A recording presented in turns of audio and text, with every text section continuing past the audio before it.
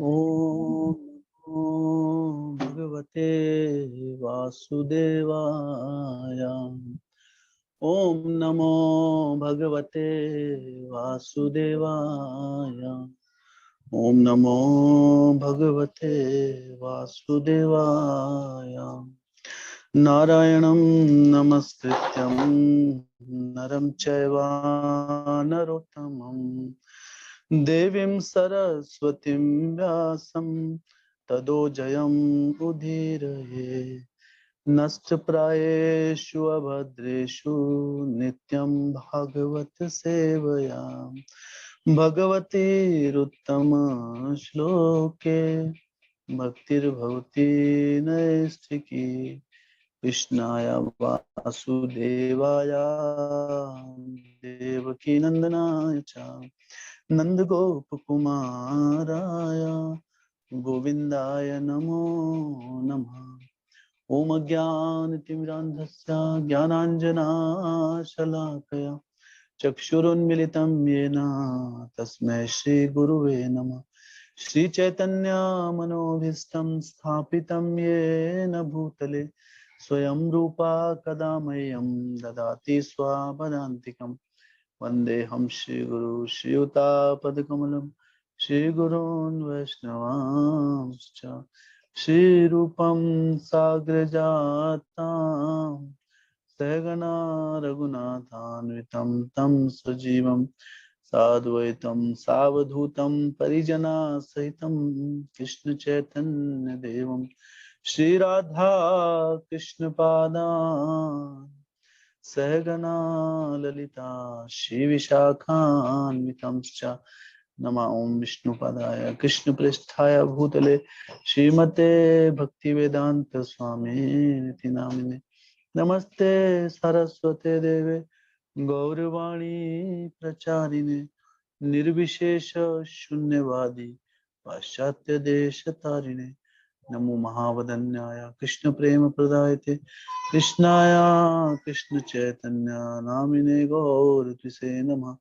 हे कृष्णा करुणा सिंधु दीनबंधो जगतपते गोपेशा गोपिका कांता राधा कांत नमस्तुते।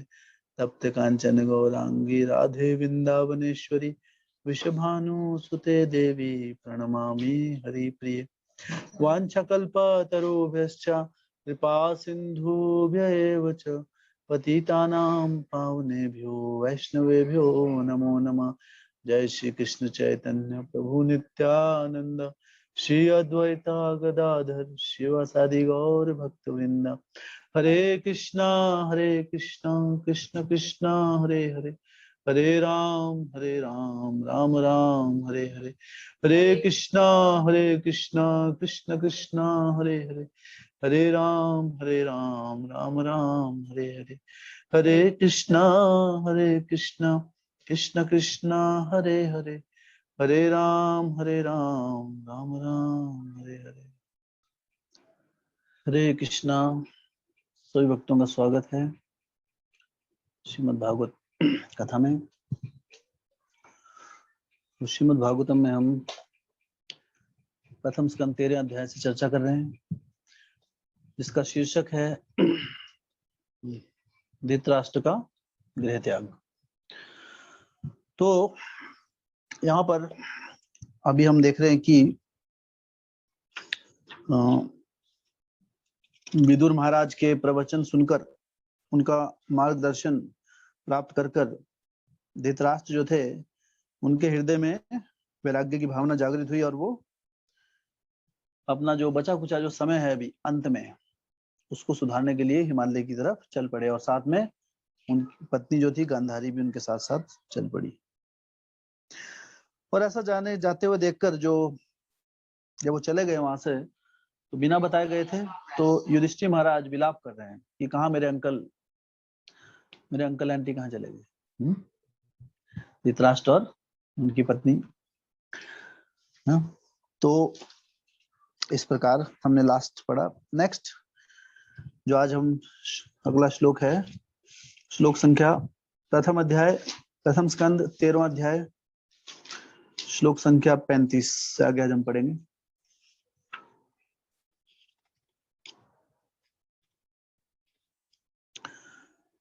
सूत उवाच कृपया स्नेह वैकल्प्या सुतो विरह कर्षिता आत्मेश्वर मचाक्षाणो न प्रत्याह पीड़िता। श्रील सूत गोस्वामी ने कहा, करुणा तथा मानसिक क्षोभ के कारण संजय अपने स्वामी धृतराष्ट्र को ना देखने से अत्यंत दुखी थे, अतएव वे महाराज युधिष्ठिर को ठीक से उत्तर नहीं दे सके। तो ये सब सारा वृत्तांत जो धृतराष्ट्र हैं किससे पूछ रहे हैं? संजय से पूछ रहे हैं कि धृतराष्ट्र और जो माता गांधारी कहां पर चले गए, क्योंकि जो संजय थे वो सबसे निकटवर्ती सेवक थे धृतराष्ट्र के, हमेशा उनके साथ रहा करते थे। लेकिन अभी ऐसा समय आया, इस समय में, इस घड़ी में, तो जब वो चले गए वहां पर, तो इसका जब युधिष्ठिर महाराज उनसे सब कुछ पूछ रहे थे तो इतने दुखी थे, पीड़ित थे, क्योंकि स्वामी चले गए उनके, पूरे जीवन जिनकी सेवा की धृतराष्ट्र की, अब उनको बिना बताए चले गए। तो करुणा तथा मानसिक क्षोभ के कारण संजय अपने स्वामी धृतराष्ट्र को ना देखने से अत्यंत दुखी थे, और वो धृतराष्ट्र को इस प्रकार, सॉरी, युधिष्ठिर महाराज को इस प्रकार उत्तर नहीं दे सके। विमृज्याश्रूणि पाणिभ्या विष्टभ्यात्मनमात्मना अजात शत्रुं प्रत्युचे प्रभो पादानुस्मरण। सर्वप्रथम उन्होंने बुद्धि द्वारा अपने मन को शांत किया, फिर अश्रु पोंछते हुए तथा अपने स्वामी महाराज युधिष्ठिर के चरणों का स्मरण करते हुए वे महाराज युधिष्ठिर को उत्तर देने लगे। तो संजय भी किसी प्रकार अपनी भावनाओं को रोका। उन्होंने कैसे रोका? सर्वप्रथम उन्होंने अपने बुद्धि द्वारा अपने मन को शांत किया। तो बुद्धि और मन, दरअसल कई बार हमारा मन बहुत विचलित हो जाता है। दरअसल बुद्धि और मन ये दो अलग अलग तत्व हैं। हाँ, तो थोड़ा एक्चुअली भगवत गीता में इसके बारे में बड़े अच्छे से बताया भगवान ने कि बुद्धि और जो मन है, हमारा जो मन है, हर प्रकार के जो कोई भी बुरे कार्य हैं उसके लिए जो हमको विचलित करता है, कौन कौन करता है? हमारा मन। जो कार्य निषेध हैं या फिर जो हमारे लिए अच्छा नहीं है, या फिर वो शास्त्रों के आज्ञा अनुसार नहीं है, ऐसा कार्य करने के लिए हमें प्रेरित कौन करता है? हमारा मन, दिल बोलते हैं जिसको। तो दिल मन एक ही बात है, ठीक है। लेकिन जो बुद्धि है, बुद्धि क्या होती है? मन से ऊपर होती है। बुद्धि का नियंत्रण मन का नियंत्रण बुद्धि के पास होता है। तो जब मन विचलित होता है तो जिसकी बुद्धि सुदृढ़ हो जाती है, हाँ, अध्यात्म के द्वारा, आध्यात्मिक मार्ग को अच्छे से अपनाने से जिसकी बुद्धि सुदृढ़ हो जाती है, सक्षम हो जाती है, वो अपनी बुद्धि के बल से अपने मन को वश में कर सकता है। लेकिन जब किसी का मन बुद्धि पर हावी हो जाता है, तब वो व्यक्ति, उसकी बागडोर जो है वो तीन गुणों के हाथ में आ जाती है। थोड़ा सा कोई विचार आता है, वो उस विचार को रोक नहीं पाता है।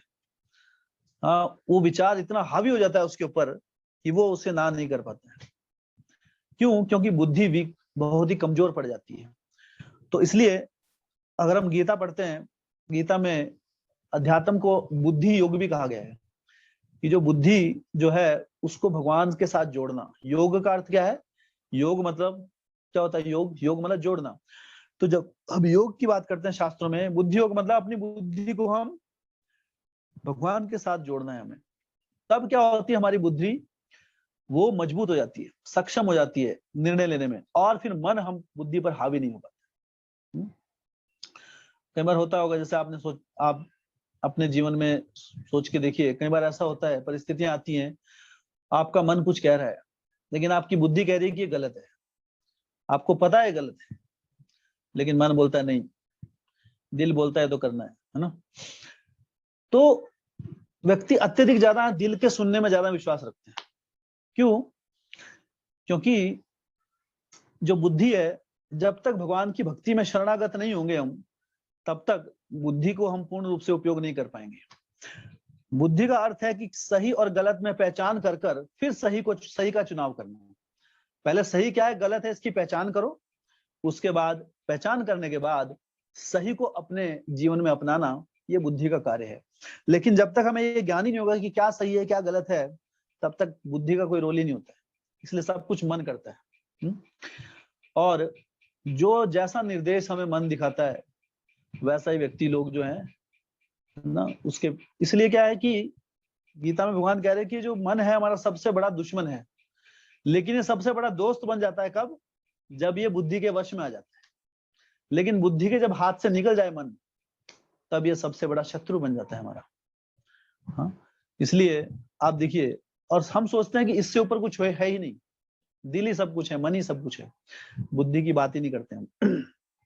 आप देखिए जितने इस सिनेमा वगैरह होते हैं ना, दिल दीवाना है ना, दिल तेरा आशिक, दिल तो पागल है, तुम भी पागल हो, सब पागल है। तो दिल की बात जो सुनता है वो क्या है? वो मतलब दिल की तभी सुन पाएगा जब बुद्धि की नहीं सुन पा रहा है। तो जो बुद्धि की नहीं सुनता है, जिसके, वो बुद्धिहीन है। बुद्धिहीन का मतलब क्या है?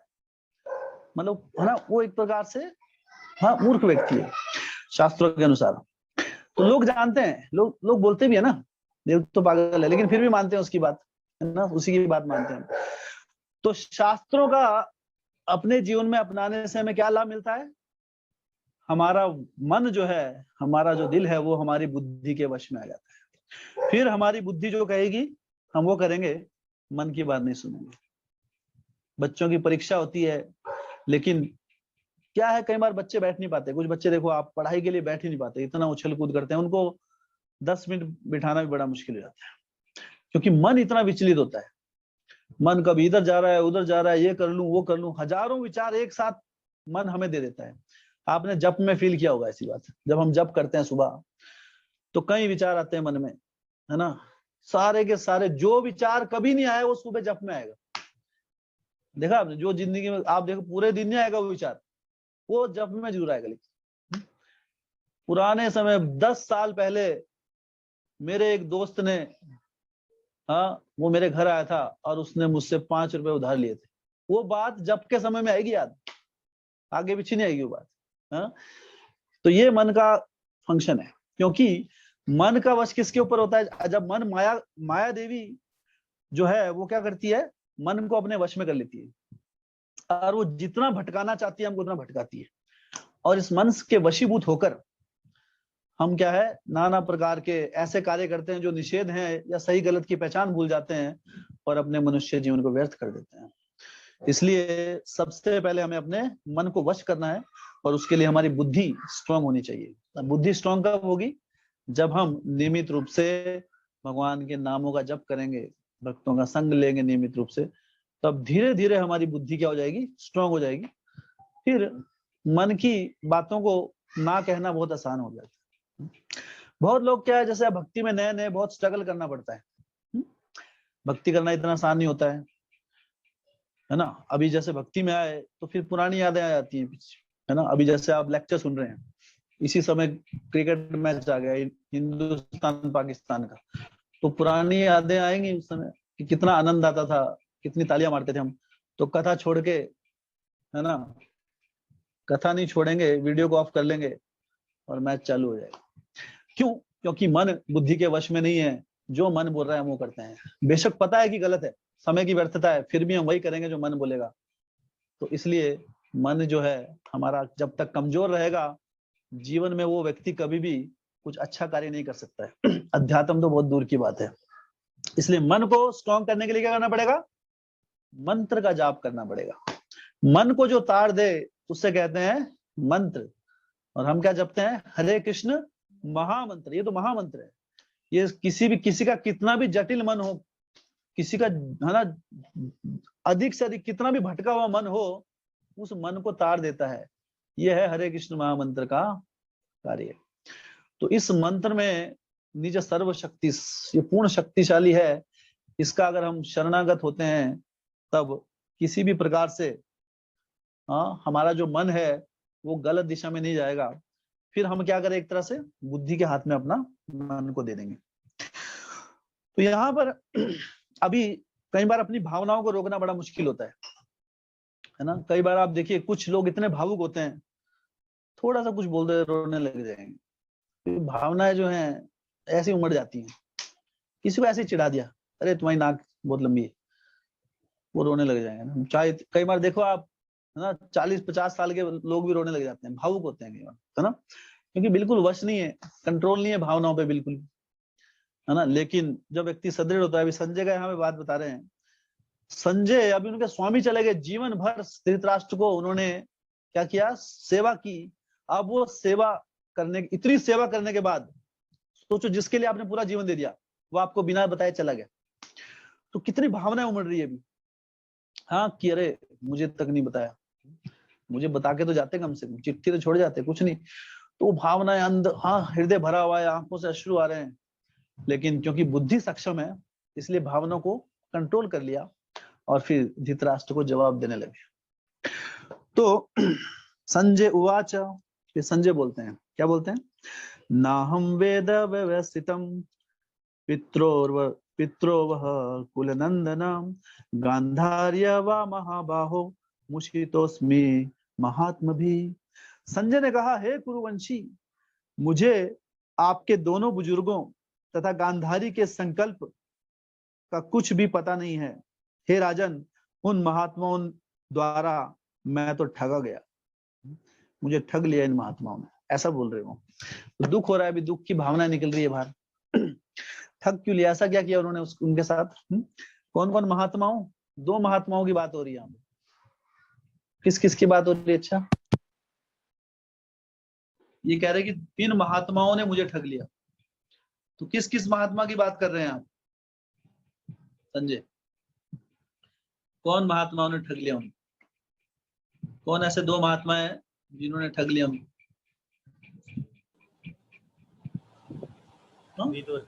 कौन धोखा देके गया उन्हें? धृतराष्ट्र। और दूसरा ठग कौन निकला? विदुर जी। तो विदुर क्या थे? विदुर आए और अपने बड़े भाई धृतराष्ट्र को लेके चले गए, तो दोनों ने ठग लिया। ये बोल रहे हैं ऐसा, संजय कह रहे हैं कि हे कुरुवंशी, युधिष्ठिर को ऐसा बोल रहे हैं कि मुझे आपके दोनों बुजुर्गों मतलब विदुर और धृतराष्ट्र तथा गांधारी के संकल्प का कुछ भी पता नहीं है। उन्होंने क्या किया, उन्होंने क्या संकल्प लिया, मुझे कोई जानकारी नहीं है, बिना बताए भाग गए। क्या किया उन्होंने? हे राजन, उन महात्माओं द्वारा मैं तो ठगा गया। तो दुखी भाव से बोल रहे हैं, ठग लिया मुझे।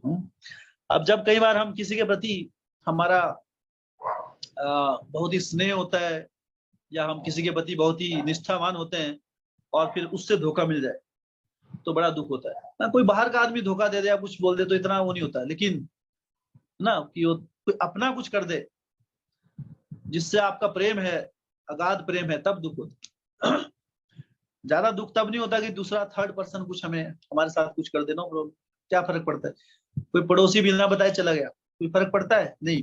लेकिन घर का कोई आदमी जिसके साथ दिन रात उठ रहे बैठ रहे रह रहे हम, वो बिना बताए चला गया, तो फिर मायने रखता है, तो हम बोलेंगे हमें। तो यहाँ पर श्रील प्रभुपाद जी बड़ा इंटरेस्टिंग बात कहते हैं कि जैसा यहाँ पर अभी संजय फील कर रहे हैं कि मैं इन महात्माओं द्वारा ठगा गया, तो प्रभुपाद जी कह रहे हैं कि ऐसा ठगना अध्यात्म जीवन के लिए बहुत अच्छा है, ऐसा ठगा जाना। तो प्रभुपाद जी हमें सिखा रहे हैं कि हमें इसमें कोई गलत नहीं है। क्या क्या उन्होंने बिना बताए चले गए, लेकिन किसके लिए गए? वो भगवान के लिए पूर्ण रूप से समर्पित होने के लिए गए। उनका एक ही प्रयोजन था, किसी को धोखा देना नहीं था। लेकिन बिना बताए जाने का अर्थ यह था कि अगर सारे रिश्तेदारों को बता देते तो फिर शायद वो भावनाएं उमड़ जाती, है ना। कोई बोलता है ना, कोई पिता, जैसे सारे रिश्तेदार आगे अपनी अपनी करुणा भाई, कोई रो रहा है, कोई चिल्ला रहा है, कोई बाजू से पकड़ रहा है, जाना बड़ा मुश्किल है। लेकिन इसलिए बिना बताए चले, तो इसलिए वो कह रहे हैं कि हमें ठग लिया। संजय कह रहे हैं हमें। तो यहाँ पर लेकिन उनका प्रयोजन क्या था? प्रयोजन था कि भगवान श्री कृष्ण के प्रति अपना जो अंतिम समय है पूर्ण रूप से उसको समर्पित करना। तो भगवान के लिए जो समर्पण है हमारा, वो सर्वोच्च है। सबसे पहला जो हमारे ऊपर अधिकार है वो किसका है? हमारे माता पिता का, हमारे बच्चों का, या पत्नी का, या पड़ोसियों का? नहीं, सबसे पहला हमारा अधिकार हमारे ऊपर किसका अधिकार है? भगवान श्री कृष्ण का, क्योंकि उन्होंने जन्म दिया हमें। वो हम दरअसल अनंत काल से वो कहते हैं परम पिता परमेश्वर, ममे वांशो जीव लोके जीव भूत सनातन। भगवान कहते हैं कि मेरे जितने भी जो जीव हैं वो क्या है? मेरे अंश हैं, और मैं उनका शाश्वत पिता हूं। पिछले जन्म में भी वो हमारे पिता थे, उससे पिछले में भी, अगले में भी वही होंगे, हमेशा शाश्वत काल में।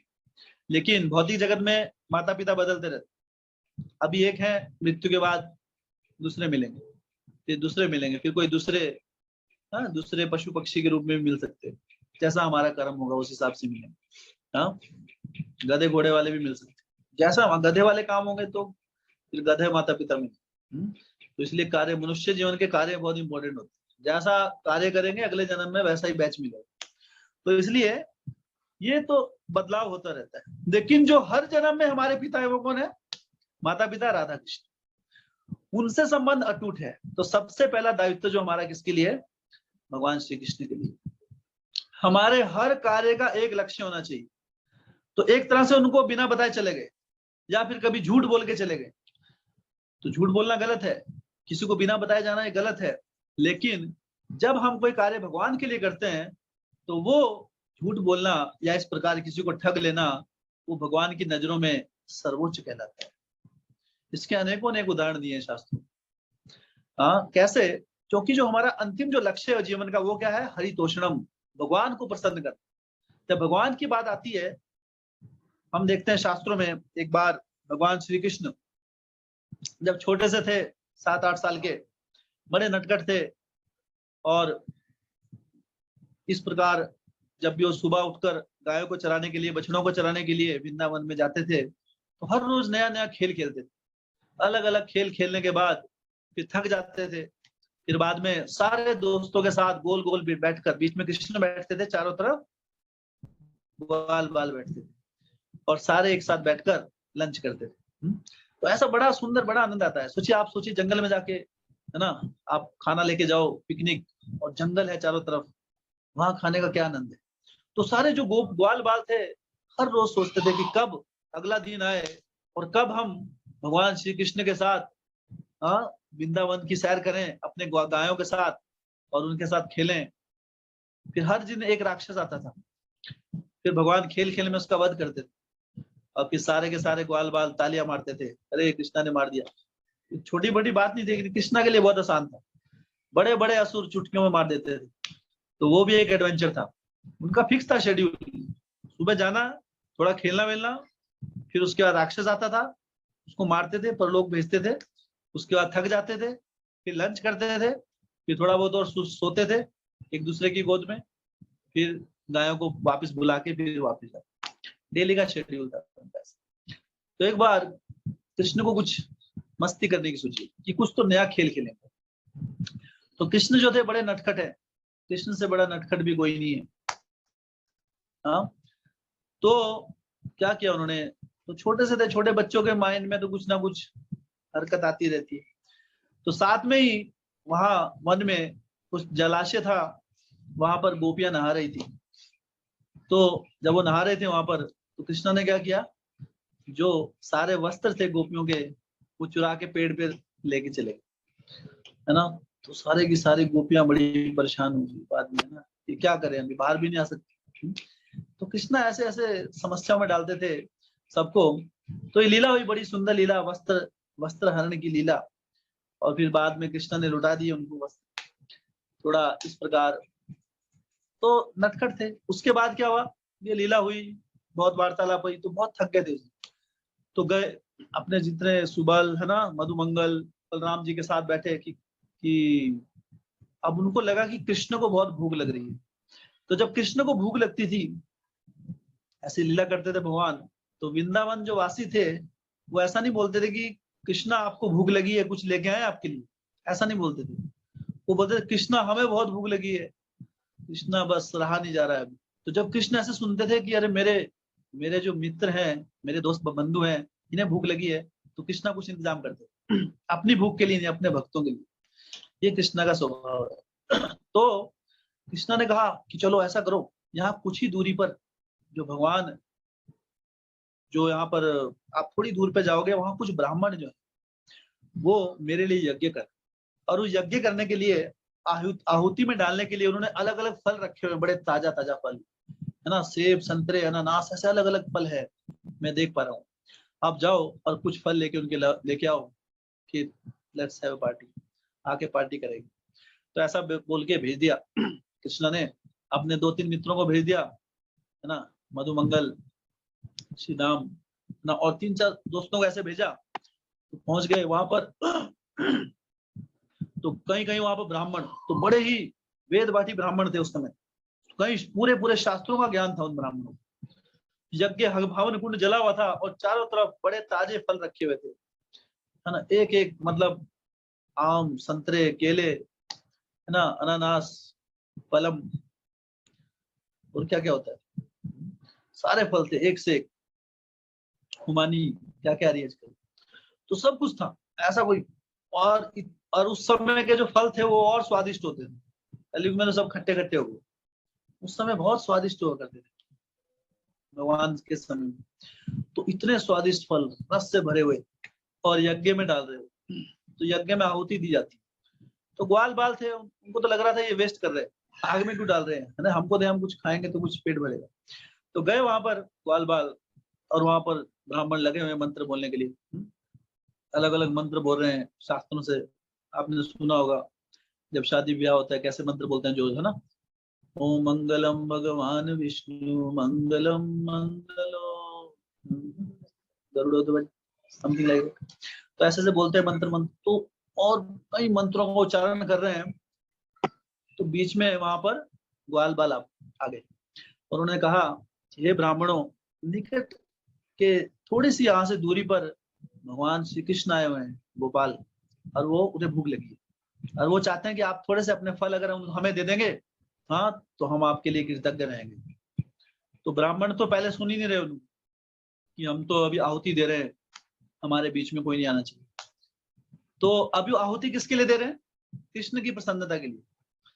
और कृष्ण वहां पर बैठे हैं, कृष्ण बोल रहे हैं कि वो फल मुझे दो, लेके आओ, हाँ, लेकिन वो क्या कर रहे हैं, नहीं, हमको तो आग में डालने हैं।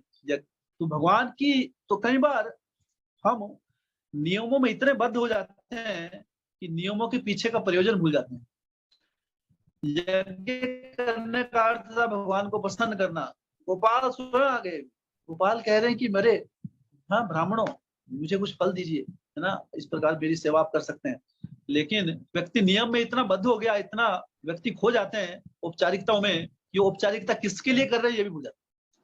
तो ये देखकर उन्होंने देखा कि अरे वे तो बड़े उदंड हैं, तो उन्होंने कहा, बड़े नाराज होकर चले गए गुस्से से, और वापिस कृष्णा के बाद, कृष्णा, ये ब्राह्मण तो बड़े खराब है, कुछ नहीं दिया उन्होंने, खाली भेज दिया, कैसे ब्राह्मण है ना।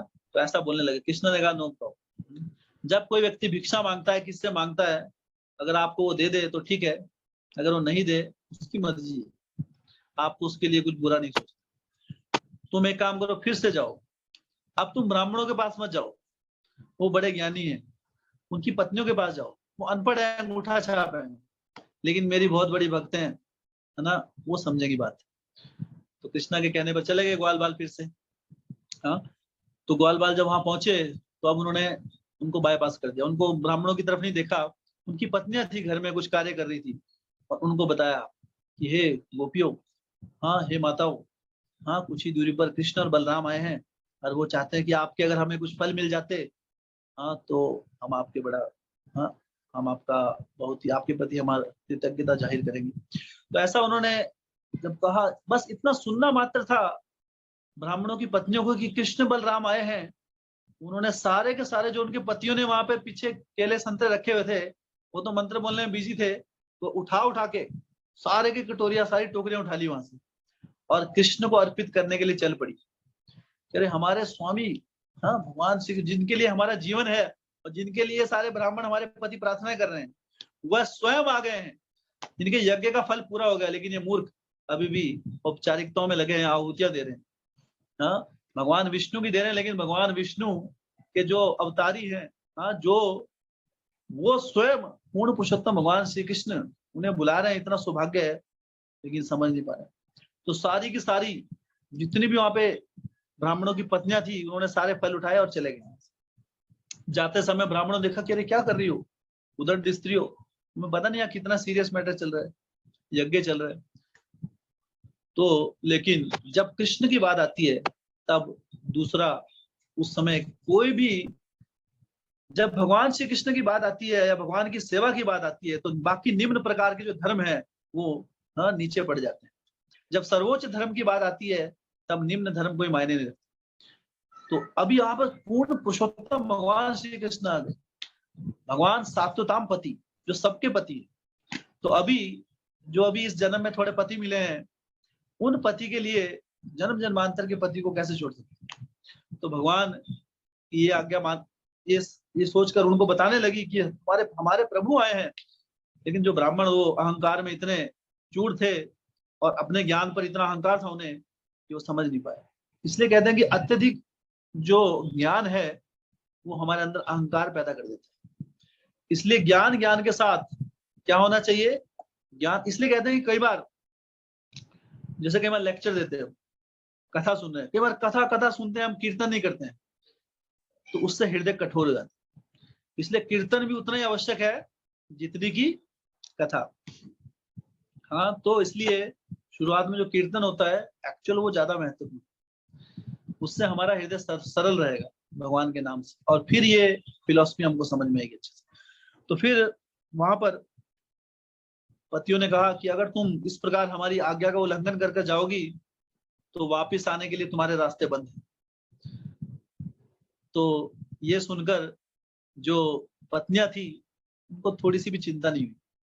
सोचो कोई पत्नियों को अगर बोले पति की मेरे अभी आप इस घर से बाहर कदम रखा तो वापस आने के रास्ते बंद, तो एक बार तो सोचना पड़ेगा ना, कहाँ जाएंगे, चलो भगवान तो निकल जाएंगे फल खा, उसके बाद क्या, कहाँ जाना है, घर गृहस्थी के लिए तो आना ही पड़ेगा, है ना। उन्होंने एक बात नहीं सोची, क्योंकि जब भगवान की प्रशंसा की बात आती है, भगवान की सेवा की बात आती है, तो किसी भी प्रकार का भौतिक नियम कोई मायने नहीं रखता।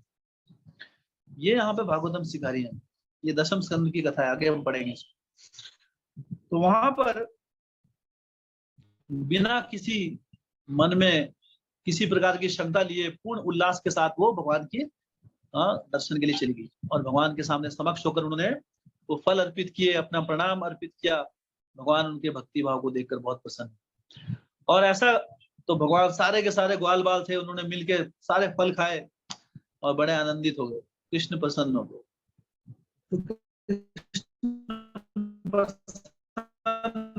हो गए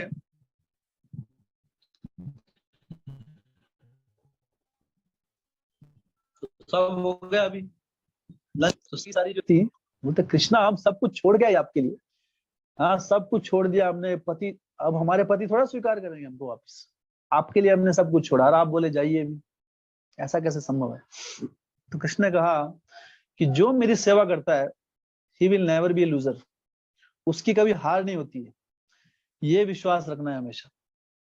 हाँ, तुम मेरी बहुत बड़ी भक्त हो, तुमने इस बात की बिल्कुल चिंता नहीं की। सर्वधर्मान परित्यज्य, इसी का तो अर्थ है सर्वधर्मान, सारे धर्मान त्याग दिए उन्होंने, सब भौतिक धर्म, है ना, पत्नी धर्म भी त्याग दिया उन्होंने, सोचो भगवान के लिए।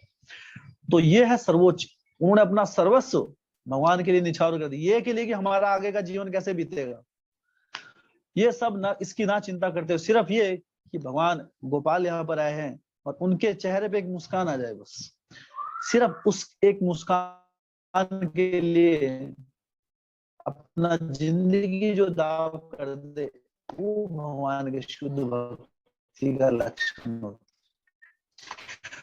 तो भगवान ने कहा कि मेरे नाश नहीं हो सकता, और भी अत्यधिक आदर पूर्वक स्वीकार करेंगे, हाँ ये मेरा तुम्हारे लिए प्रेम है। तो भगवान की आज्ञा पाकर सारी पत्नियां जब वापस गई तो सारे के सारे पति वहां पर फूलों के हार लेके खड़े थे, क्योंकि अब उनके हृदय में भी ज्ञान आ चुका था। भगवान तो परमेश्वर है, सबके हृदय में बैठे हुए हैं, सबके हृदय में बैठे ज्ञान आ गया उन्हें भी। वो समझ गए कि हम कितने मूर्ख हैं, हम यज्ञ कर रहे हैं लेकिन यज्ञ पुरुष भगवान श्री कृष्ण जिसके लिए यज्ञ कर रहे हैं, जिसके लिए आहुतियां दे रहे हैं, वह स्वयं अपनी कृपा प्रदान करने के लिए हमारे पास आए, लेकिन हम इतने मूर्ख हैं कि औपचारिकताओं में इतने फंस गए कि हम अपने प्रभु को नहीं पहचान सके। लेकिन हमारी पत्नियां, इन्होंने कभी शास्त्र नहीं पढ़े, इनको पढ़ना भी नहीं आता, अंगूठा छाप है, लेकिन इन्होंने अपने जीवन की जो पराकाष्ठा, सर्वोच्च भक्ति मार्ग की ऊंचाइयों को छू लिया, भगवान श्री कृष्ण के दर्शन प्राप्त किए, उनका कृपा लाभ उठाया। तो इसलिए ये हमारी पत्नियां तो और भी बड़ी भक्त है। अब वो अपने पत्नियों को स्वीकार कर रहे हैं, उनसे क्षमा मांग रहे हैं उल्टा, है ना, कि जो आप लोगों ने, हाँ, आप लोगों की जो भक्ति है वो सही में सराहनीय है। हाँ, ये निष्पाप जो प्रेम है आपका, निष्कपट, हाँ, सरल प्रेम, भक्ति मार्ग में अगर आगे बढ़ना है तो सरलता होनी बहुत आवश्यक है। इसलिए कोई भी भौतिक अड़चन भगवान की भक्ति में कभी आगे नहीं आती। चाहे कोई अनपढ़ है, कोई स्त्री है, पुरुष है, या कोई मनुष्य भी नहीं है, तो भी वो सर्वोच्च भक्त बन सकता है। हनुमान जी कौन थे, है ना, वानर थे, लेकिन प्रभु रामचंद्र जी की जब बात आती है तो सबसे पहले किस भक्त की बात आती है? हनुमान जी की बात आती है ना। जितने बड़े बड़े भक्त, जटायु क्या थे? पक्षी थे। लेकिन जब भगवान श्री रामचंद्र रामायण की बात आती है तो जटायु का नाम बड़े आदर से लिया जाता है। तो भगवान के लिए कोई छोटा बड़ा, स्त्री पुरुष या कोई मनुष्य जानवर, भगवान के लिए सब एक है, सब उनके बच्चे हैं। हाँ, इसलिए कहते हैं क्यों मांस खाने को मना किया जाता है, क्योंकि भगवान का उतना प्रेम उन जानवरों से भी है जितना वो मनुष्य से करते हैं। तो जिनसे भगवान प्रेम करते हैं उन्हीं को काट के हम खा रहे हैं, आनंद ले रहे हैं। तो क्या हमारे भगवान कभी आनंदित होंगे उससे? क्या भगवान को आनंद आएगा कि उनका एक बच्चा दूसरे बच्चे को काट के खा रहा है, हाँ, और आनंद ले रहा है उसमें? कौन सा पिता इस दुनिया में प्रसन्न होगा कि उसका एक पुत्र उसके दूसरे पुत्र की हत्या कर दे? हाँ, कोई है? ऐसा हो सकता है? और वो तो परम पिता है, वो कैसे प्रसन्न होंगे?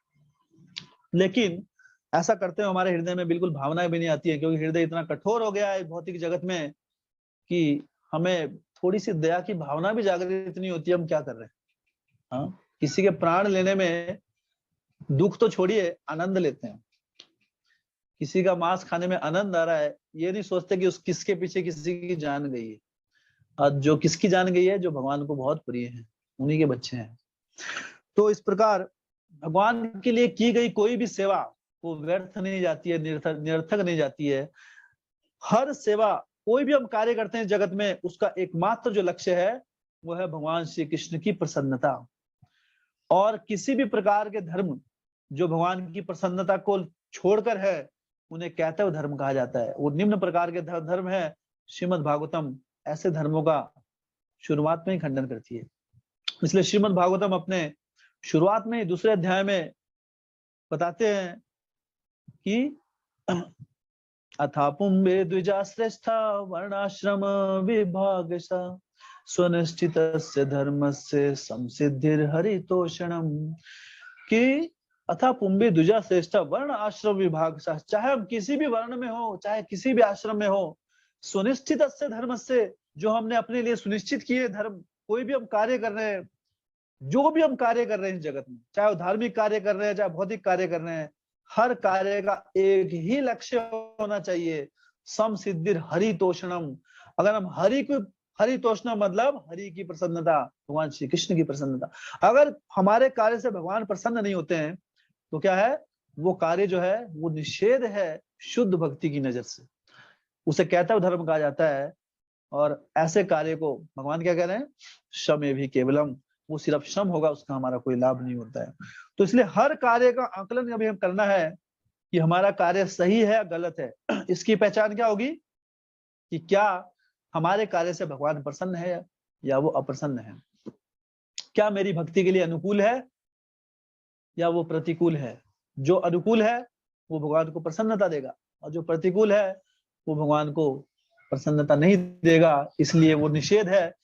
सही और गलत की पहचान की एक ही परिभाषा है कि भगवान को क्या भगवान को क्या आनंदित करता है, वो एकमात्र सही है। और जिससे भगवान का जो हृदय है उसको ठेस पहुंचती है, या भगवान को असंतुष्ट जिससे हम करते हैं, वो चीज गलत है। ये है सही गलत की पहचान असली में शास्त्रों के हिसाब से।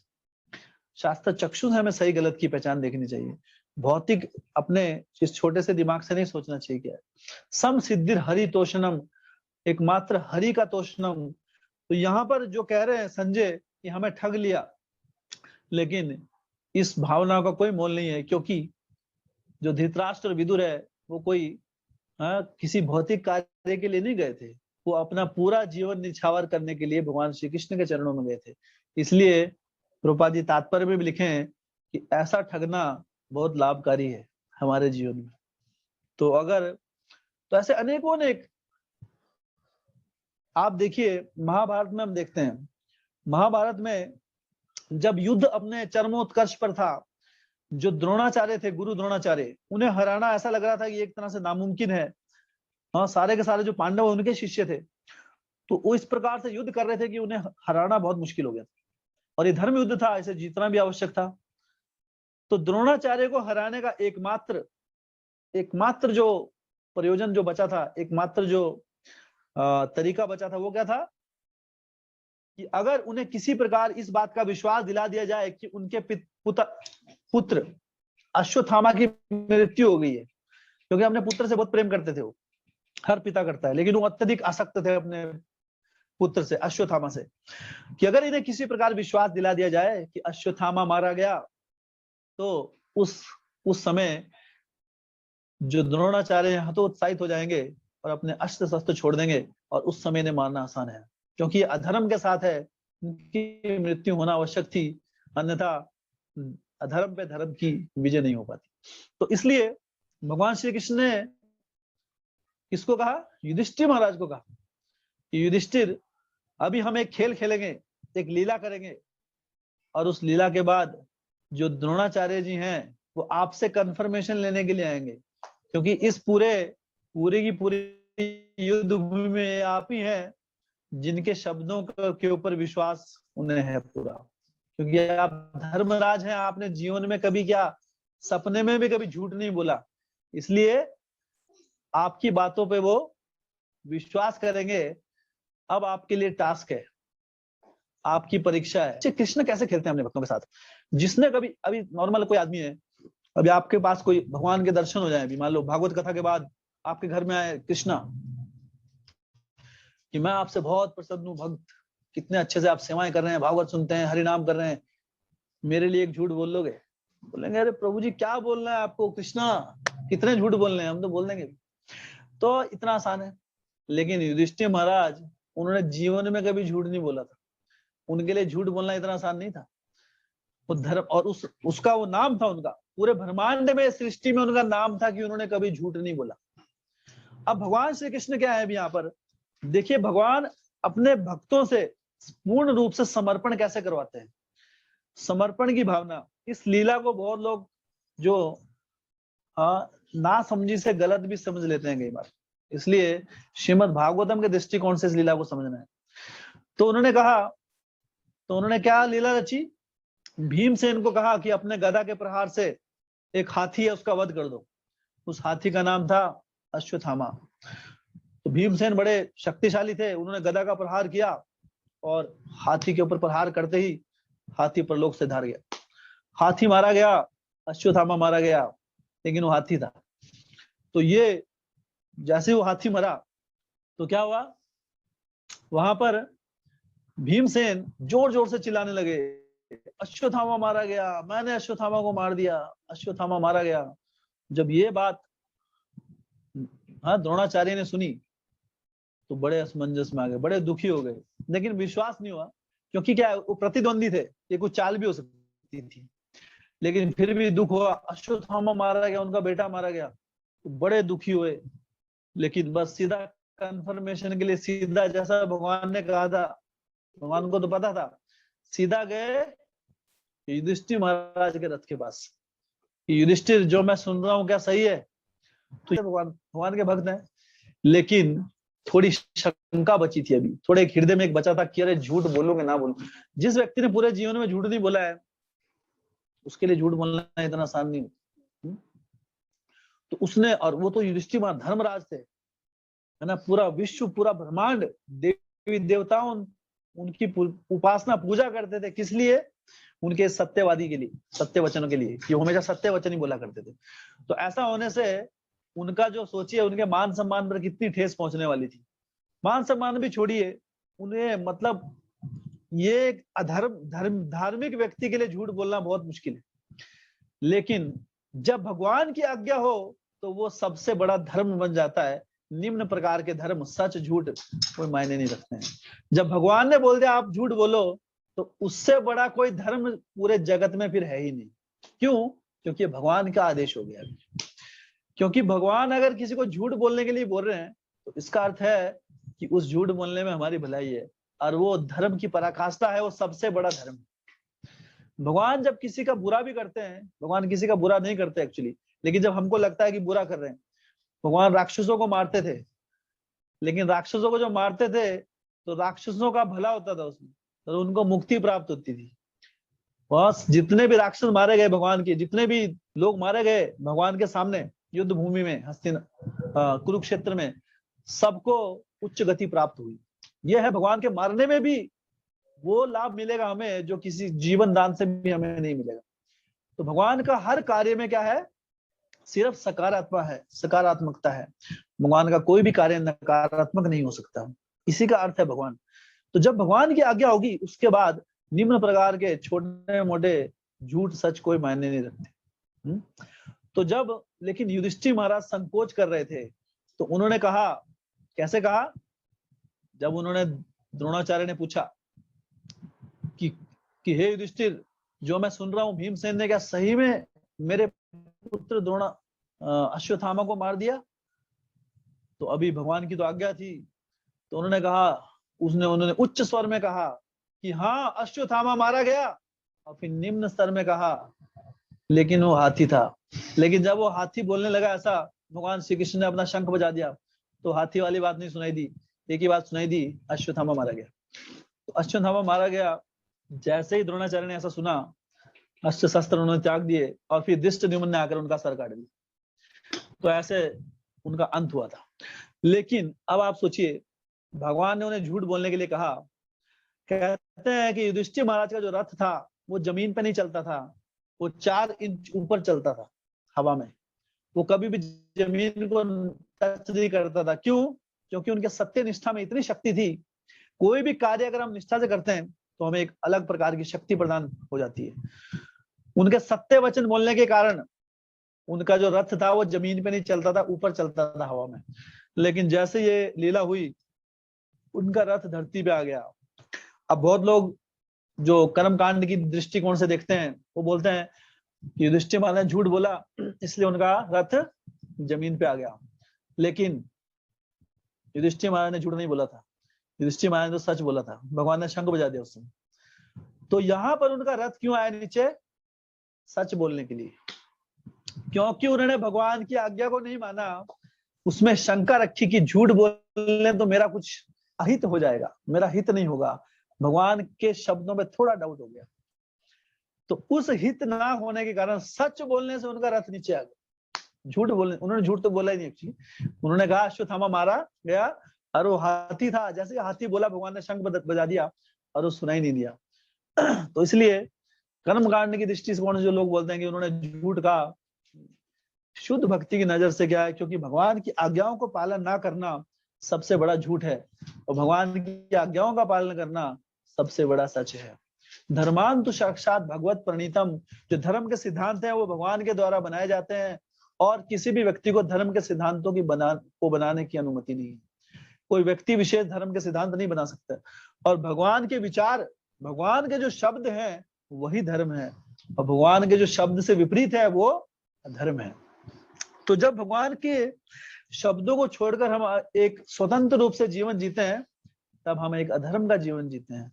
और जब भगवान के दिखाए गए मार्गदर्शन, गीता भागवत में जो भगवान ने यहाँ पे मार्गदर्शन किया है, उसके अनुसार जीवन व्यापन करते हैं, तो वो सबसे बड़ा धर्म होता है, और तब हमारी आध्यात्मिक प्रगति होती है। तो ये बात जानना बहुत ही महत्वपूर्ण है कि सच्चाई क्या है। देखिए, सही और गलत की पहचान, ये परिभाषाएं ये कैसे बनी? जब हमने जन्म लिया, हमको तो नहीं पता था क्या सही होता है क्या गलत होता है ना।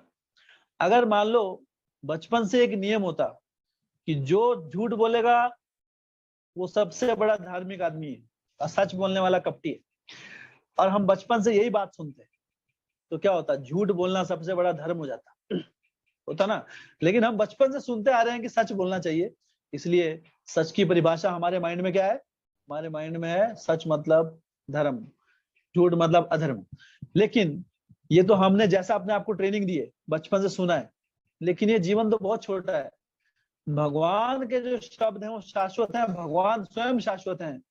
इसलिए शास्त्रों के दृष्टिकोण से धर्म क्या है, भगवान के जो शब्द है, हम जो जितने चीजों को निषेध करते हैं, हम कहते हैं मांसाहार नहीं करना है, ये भक्ति के लिए अच्छा नहीं है। मदिरापान धूम्रपान नहीं करना है, ये भक्ति के लिए बुरा है।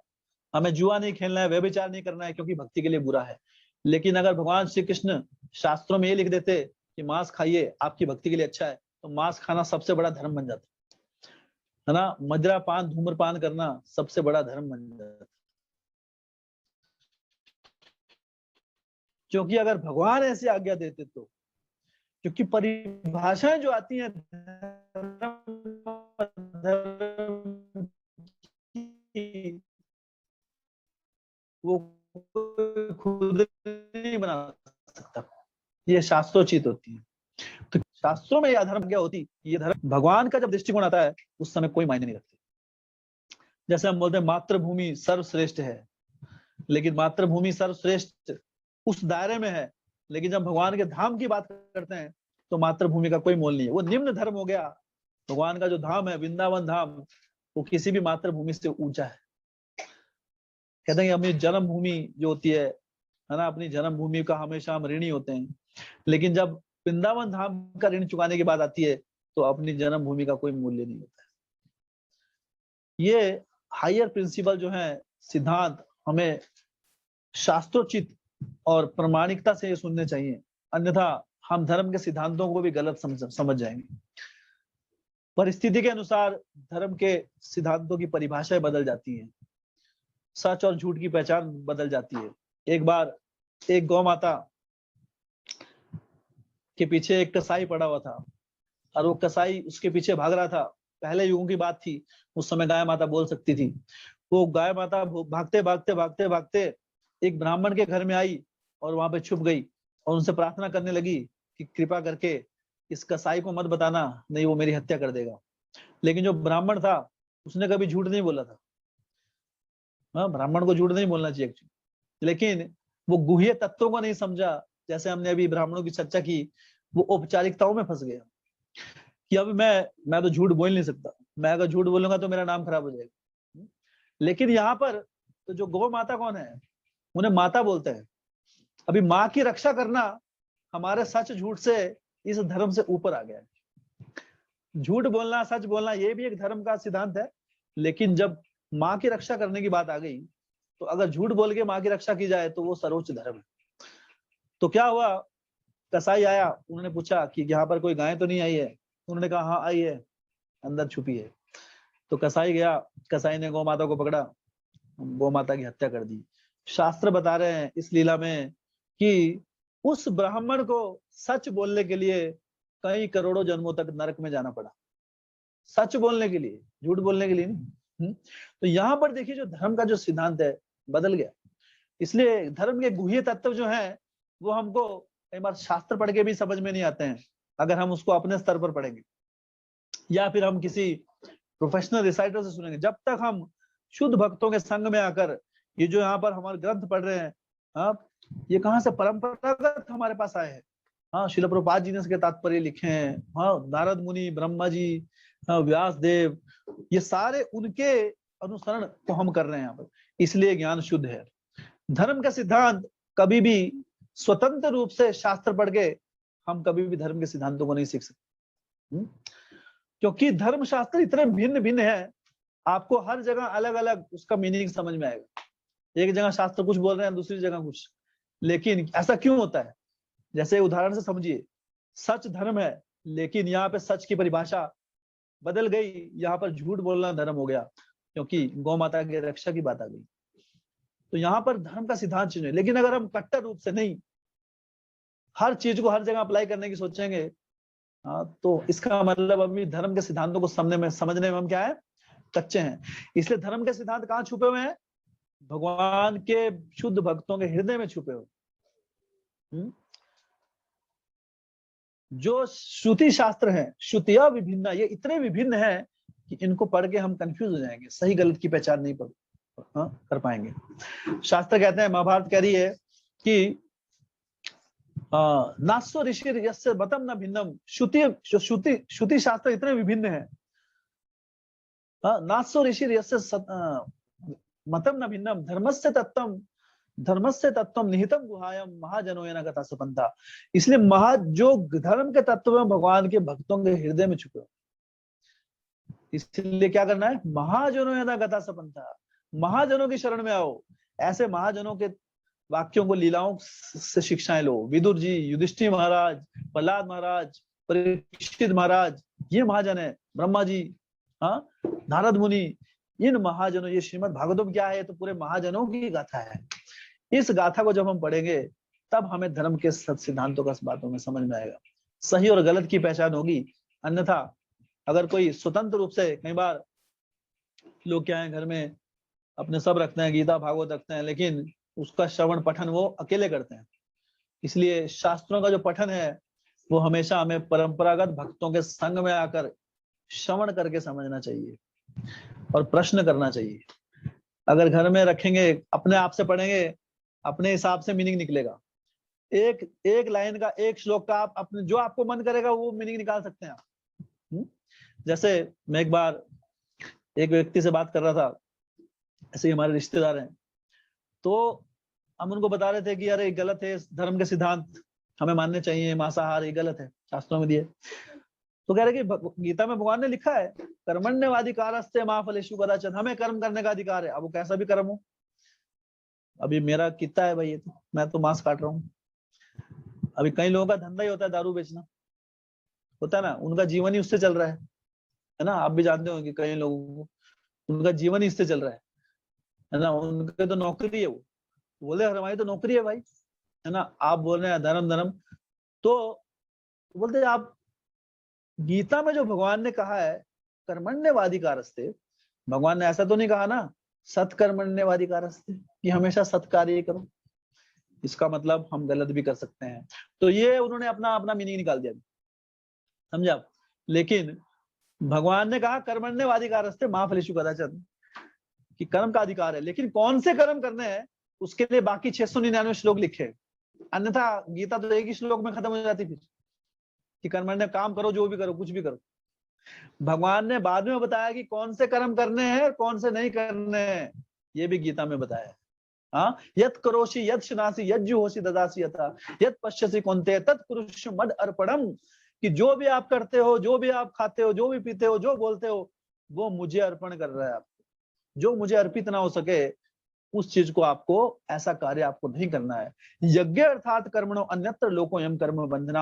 हाँ, जितने भी आप कार्य करते हैं वो भगवान की संतुष्टि के लिए करने हैं। जिन कार्यों से भगवान असंतुष्ट होते हैं वो कार्य हमें कर्म बंधन में बांधते हैं। ये भी गीता का श्लोक है अगला। तो अगर इस श्लोक से ये मतलब निकाल लिया कि कोई भी कार्य करो, तो गीता में आगे बता रहे हैं भगवान यज्ञ अर्थात कर्मणो, यज्ञ पुरुष, भगवान का एक नाम है यज्ञ पुरुष, जो कि यज्ञों की आहुतियों को स्वीकार करते हैं। उनके संतुष्टि के लिए कार्य करो। अन्यत्र लोको यम कर्म बंधना, अन्यथा ये कर्म आपको कर्म के बंधन में बांध देंगे। तो गीता में दूसरी जगह ये भी लिखा है, लेकिन हम पूरा ज्ञान तो नहीं लेंगे। इसको कहते हैं अर्ध कुक्कुटी न्याय। अर्ध कुक्कुटी न्याय क्या होता है? आधी मुर्गी का न्याय। शास्त्रों में एक आधी मुर्गी का न्याय बताया गया है, क्योंकि अगर आप एक चीज आधी पढ़ेंगे तो उसका मीनिंग अलग निकल सकता है ना। अगर हम ऐसे बोल रहे हैं, ऐसे कहते हैं ना, पकड़ो मत जाने दो, पकड़ो मत जाने दो। अब आपने, अभी चोर भाग रहा है, मान लो चोर भाग रहा है, या फिर आपको क्या बोलना है अभी? पकड़ो मत जाने दो। इसको पकड़ो, इस चोर को, इसको मत जाने दो। बीच में फुल स्टॉप आ गया ना। लेकिन अगर आपने इसको दूसरे भाव में बोला सेम चीज को, कि पकड़ो मत जाने दो, तो मीनिंग चेंज हो गया ना उस चीज का। आपके घर में कोई चोर आया, डकैत आया, सारे इकट्ठे हो गए, लोग देख रहे हैं चोर भाग रहा है चोरी करके। एक आदमी क्या बोल रहा है? पकड़ो मत जाने दो, पकड़ो मत जाने दो। क्या मतलब समझ में आया? कि इस चोर को पकड़ लो, दबोच लो, इसको जाने मत दो, है ना। लेकिन अगर किसी ने इसका दूसरा भाव निकालना है, मान लो कोई चोर का दोस्त है बीच में, चोर का कोई मित्र है वहां पे, तो बोलेगा नहीं नहीं, अरे आप तो गलत समझ गए भाई इसको, इसने ऐसा नहीं बोला पकड़ो मत जाने दो, इसने बोला पकड़ो मत जाने दो, पकड़ो मत जाने दो। एक ही लाइन के दो मीनिंग आ गए ना। तो शास्त्र जो है, अगर आप उसको किसी अज्ञानी पुरुष के या फिर अपने, है ना, इस 10 ग्राम के दिमाग से सोचने की, समझने की कोशिश करेंगे, तो इस प्रकार एक ही चीज के दो मीनिंग आप निकाल सकते हैं। तो हम कौन सा मीनिंग निकालेंगे? हम वो मीनिंग निकालेंगे जो हमको अच्छा लगता है। तो व्यक्ति को जो इंद्रिय भोग के लिए हेल्प करता है, उसके लिए व्यक्ति वो मीनिंग निकाल लेते हैं। जैसे कई लोग जब भक्ति में आगे बढ़ते हैं हम, तो चाय निषेध होती है, चाय नहीं पीनी है। तो एक श्लोक है गीता में, सर्वस्य चाहम हृदय सन्निविष्टो मते समृद्धि ज्ञानम अपोहनम चाह। हाँ, भगवान कहते हैं सर्वस्य चाहम हृदय सन्निविष्टो। तो अभी लोग बोलते हैं अरे देखो गीता में लिखा है चाय पीनी चाहिए, सर्वस्य चाहम, सबको चाय पीनी चाहिए। और कैसे बनानी है चाय? हृदय सन्निविष्टो, स्टोव के ऊपर बना के पीनी है। अब ये श्लोक संस्कृत का मीनिंग कुछ अलग है। अब जिसको चाय पीनी है, श्लोक निकाल दिया उसने, सर्वस्य चाहम कि सब चाय पियो। कैसे पियो? हृदय सन्निविष्टो, स्टोव के ऊपर बना के पियो। कुछ भी मीनिंग निकाल सकता है व्यक्ति। इसलिए धर्मस्य तत्त्वम भूतम। इसलिए क्या प्रॉब्लम है, जैसे हम आपको बोलते हैं इंटरनेट पे मत जाइए, यूट्यूब पे मत देखिए कुछ भी, क्योंकि जो व्यक्ति जिसको अपने विचार बेचने हैं वो कुछ भी विचार बेच देगा वहां। आप नहीं समझ पाएंगे, आपके हृदय से कृष्ण के लिए श्रद्धा चली जाएगी। बस वो नहीं चाहते हम, इसीलिए कहते हैं। इसलिए हमेशा मार्गदर्शन में रहिए, जो आपके लिए अच्छा है वो आपको दिया जा रहा है। तो बहुत बहुत धन्यवाद सभी भक्तों। कोई प्रश्न है? हरे कृष्णा प्रभु जी, दंडवत प्रणाम। हरे कृष्णा मोही माता जी। प्रभु जी, जैसे आपने अभी बताया कि कृष्णा जी ने जिन जिन को मारा वो उनको उच्च गति प्राप्त हुई, तो अब जैसे कल की अवतार आएंगे तो वो भी जिन जिन को मारेंगे तो उनको भी क्या उच्च गति प्राप्त होगी? तो भगवान जब किसी का वध करते हैं तो अनेक अनेक प्रकार की मुक्तियों का वर्णन किया गया है शास्त्रों में। 5 प्रकार की मुक्तियां दी गई है। उसमें से एक मुक्ति है सायुज्य मुक्ति। तो जब भगवान दुश्मनों का, जब किसी राक्षस का वध करते हैं तो उसे सायुज्य मुक्ति मिलती है। सायुज्य मुक्ति मतलब वो भगवान की ब्रह्म ज्योति में लीन हो जाता है, ज्योति में लीन हो जाता है। उसको भगवान के गोलोक वृंदावन में कोई ग्वाल बाल या गोपी या फिर कोई वहां पर लीला, भगवान के साथ लीला करने के लिए उस प्रकार का स्थान नहीं मिलता। वो वहां पे पड़ा रहे, लेकिन उसमें बहुत आनंद होता है। भौतिक जगत के मुकाबले भगवान की ब्रह्म ज्योति में लीन हो जाने में बहुत आनंद है। लेकिन वो आनंद श्री रूप गोस्वामी भक्त रसामृत सिंधु में बताते हैं कि वो आनंद जो है ब्रह्म ज्योति में लीन होने का आनंद, वो भौतिक जगत के आनंद से कई करोड़ों गुना अधिक है। इतना आनंद होता है उसमें। लेकिन भक्ति के मुकाबले, भक्ति रूपी सागर के मुकाबले, वो भक्ति रूपी सागर की एक बूंद के समान भी नहीं। भक्ति में जो आनंद है वो मुक्ति में। इसलिए भक्त क्या है, वो इस मुक्ति शब्द से भी नफरत करते हैं। मुक्ति नहीं चाहिए, क्योंकि मुक्ति में भगवान की सेवा करने का मौका नहीं मिलता। और भक्त को जहां भगवान की सेवा करने का मौका नहीं मिले, ऐसी कोई भी परिस्थिति, भक्त हमेशा भगवान की सेवा में रत रहना चाहता है, हर परिस्थिति में भगवान की सेवा। तो जहां उसे अपने श्याम सुंदर राधा कृष्ण की सेवा में लीन होने का मौका ना मिले, वैसी परिस्थिति एक भक्त के लिए मृत्यु से भी अधिक बदतर है, कष्टदायक। तो ब्रह्म ज्योति में जो लीन होना चाहते हैं वो क्या है, वो भगवान की सेवा नहीं करना चाहते हैं। और श्रीमद् भागवतम बताती है कि जो व्यक्ति इस प्रकार ब्रह्म ज्योति में चले भी जाएं, क्योंकि वहां पर क्या होती है, आत्मा का जो स्वभाव है वो क्या है, आनंदमय अभ्यासात। लेकिन आनंद अकेले में रह के कितना आनंद करेगा? किसी को अकेले छोड़ दो आप एक घर के अंदर, कितना आनंद होगा। जब उसके अंदर वो फ्रस्ट्रेशन शुरू होती है कुछ समय, और पतन थे अधा, भागवतम कहती है कुछ समय के बाद वो व्यक्ति ब्रह्म ज्योति से पुनः इस भौतिक जगत में गिर जाता है। इसलिए वो भी पूर्ण स्थान नहीं है। लेकिन वो भौतिक स्तर से बहुत बड़ी जगह है, इसलिए भगवान उस प्रकार की मुक्ति प्रदान करते हैं। लेकिन भक्त उस मुक्ति के लिए कभी भी कभी इच्छा नहीं रखता। उल्टा कि वो इस मुक्ति के लिए शब्द सुनना भी नहीं चाहते, क्योंकि भगवान की सेवा नहीं होती। उल्टा भक्त बोलता है कि अगर मुझे भगवान की सेवा करने का मौका मिले तो मैं नरक में भी रह सकता हूँ, लेकिन अगर मुझे स्वर्ग लोक में जाकर भगवान की सेवा का मौका छिन जाए तो मुझे स्वर्ग नहीं चाहिए, और अगर नरक में मुझे सेवा का मौका मिल रहा है तो मैं नरक में जाना अत्यधिक पसंद करूंगा। ये भक्त का भाव होता है, शुद्ध भक्ति का ये लक्षण होता है। जहां भगवान की सेवा है, क्योंकि जहां भगवान की सेवा है वो भगवान का स्थान है, जहां भगवान की स्मरण कर रहे हैं आप। प्रहलाद महाराज कहाँ थे? प्रहलाद महाराज नरक में तो थे, चारों तरफ राक्षस राक्षस राक्षस, राक्षस कुल में जन्म लिया था प्रहलाद महाराज। हिरण्यकशिपु, हिरण्याक्ष, सारे राक्षस एक दूसरे को मार रहे हैं, काट रहे हैं, लेकिन प्रहलाद महाराज हमेशा आनंद में कैसे रहते थे? नरक की स्थिति में, क्योंकि हमेशा भगवान का स्मरण से सेवा करते रहते। तो भगवान का स्मरण सेवा, अर्चनम वंदनम, भगवान की जो नवविधा भक्ति है उसमें से स्मरण, श्रवणम कीर्तनम विष्णु स्मरणम। तो ये क्योंकि वो भक्ति करते रहते हैं भगवान की सेवा का उनको मौका था, इसलिए ऐसी परिस्थिति में पूर्ण रूप से संतुष्ट थे, और कोई भी आपदा उनके ऊपर नहीं आई। खुशी, जब उनको आग में डाला तो हंस रहे थे, पूर्ण रूप से संतुष्ट थे, क्योंकि जब भगवान की सेवा से जो भक्त जुड़ जाता है उसके लिए स्वर्गम नरक अपि तुल्य, ये तुल्य हो जाता है, दोनों समान हो जाता है। स्वर्ग नरक की परिभाषा बदल जाती है। परिभाषा भक्त के लिए स्वर्ग नरक की क्या है? भगवान की सेवा जो है वो भक्त के लिए स्वर्ग है, और जहाँ सेवा नहीं है वो भगवान भक्त के लिए नरक है। तो इसलिए उन राक्षसों को क्या मिलती है? वो मुक्ति मिलती है, उनको भगवान का सानिध्य नहीं मिलता है, भगवान का प्रेम नहीं मिलता है, जो भगवान के दासों को गोलोक वृंदावन में मिलता है, जो चैतन्य महाप्रभु हमें प्रदान कर रहे हैं इस हरे कृष्ण महामंत्र के माध्यम से, वो राक्षसों को नहीं मिलता है। वो भगवान के साथ खेल नहीं सकते। जैसे मधुमंगल, श्रीदाम, सुबल, जो गोपियां डेली कुछ ना कुछ लीलाएं चलती थी वहां, है ना, भगवान के साथ कभी हंसते थे, खेलते थे, कभी भगवान के ऊपर भी चढ़ जाते थे, भगवान उनको उठा के भागते थे, कई बार वो उठाते थे, कई बार भगवान उनको उठाते थे।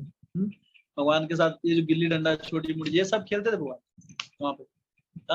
छुपन छुपाई, ये सारे खेल होते हैं, बड़े मजेदार होते, लेकिन कृष्णा के साथ होते हैं।